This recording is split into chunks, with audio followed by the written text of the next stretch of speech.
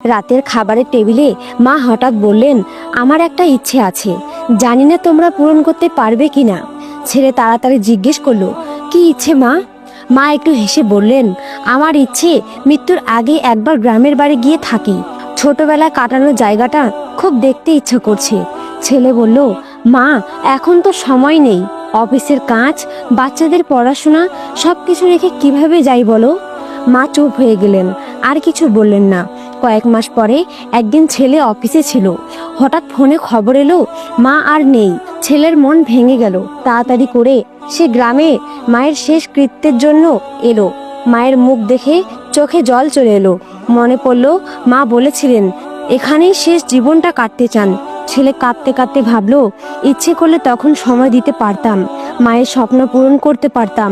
আজ আফসোস করে লাভ কি?